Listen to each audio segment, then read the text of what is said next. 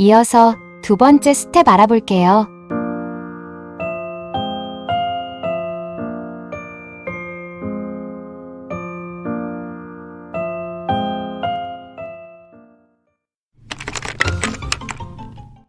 지난번 내 마음을 관찰하는 것은 어떠셨나요?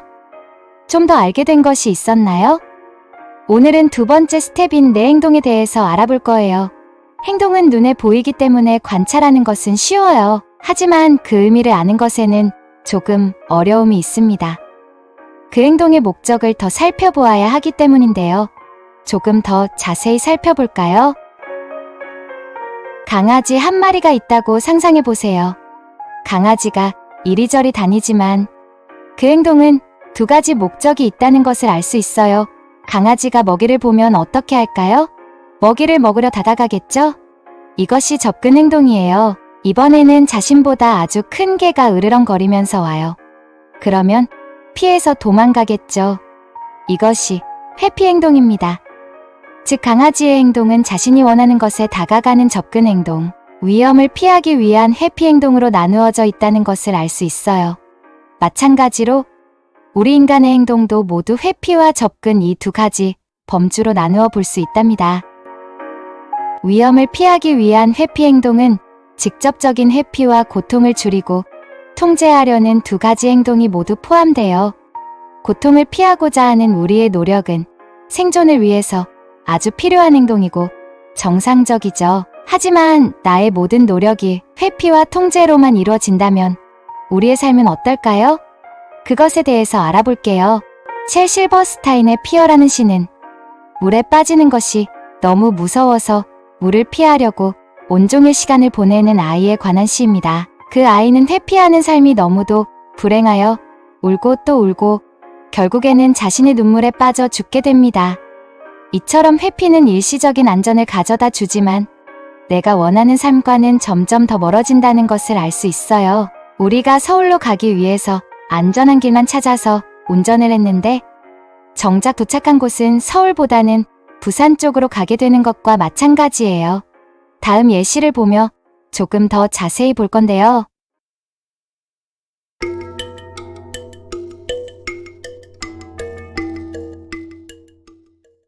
당신이 인생이라는 여행을 하다가 구덩이에 빠진 상황을 상상해 보세요. 미래를 알 수 없는 우리는 언제든지 이러한 구덩이에 빠질 수 있어요. 다행히 당신이 가지고 있던 배낭에는 삽이 있었고 당신은 구덩이를 나가기 위해서 삽을 가지고 구덩이에서 나가기 위해서 굴을 파거나 계단을 만들기 시작합니다. 누구라도 이렇게 하겠지요. 그러나 아무리 열심히 만들어도 모두 미끄럽고 무너지고 실패해서 당신은 구덩이에서 나올 수 없었어요. 그럼 땅을 판 이후 구덩이 크기는 어떻게 변하였을까요? 처음보다 구덩이가 더 커지고 깊어진 것을 알 수 있어요. 이처럼 우리는 고통을 줄이기 위해 누구나 최선을 다하지만 고통이 줄어들기보다는 더 커지고 내가 원하는 삶으로부터 멀어지게 되는 경우가 종종 있어요. 그렇다면 구덩이에서 나가려면 삽 대신 무엇이 필요할까요? 사다리가 있으면 도움이 될 것 같네요. 마침 구덩이 한쪽에 사다리가 있는 것을 발견했어요. 그런데 이러한 사다리를 잡기 위해서 가장 먼저 해야 할 일은 무엇일까요? 네, 맞아요. 잡고 있던 삽을 내려놓는 것이 가장 먼저 해야 할 일입니다. 그것은 바로 두 손에 잡고 있는 삽을 내려놓는 것이에요. 즉, 우리가 하던 회피 행동을 멈추는 거예요. 삽을 내려놓고 사다리를 잡는 것은 기존에 하던 회피 행동을 멈추고 새로운 접근 행동을 선택하는 것을 의미해요. 내가 원하는 삶으로 나아가기 위해서는 어떻게 해야 할까요? 먼저 나의 행동이 삽인지 사다리인지 관찰하는 것이 필요해요. 즉, 회피 행동인지 접근 행동인지 보는 것입니다. 회피 행동이라면 고통을 피하거나 줄이기 위한 행동인 삽을 내려놓습니다.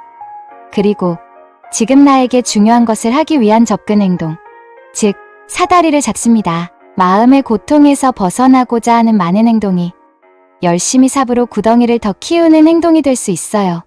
마음의 고통을 그대로 받아들이고 나에게 중요한 것에 다가가는 행동이 새로운 접근 행동이 될 수 있답니다. 지금 여러분의 행동은 삽에 해당하나요?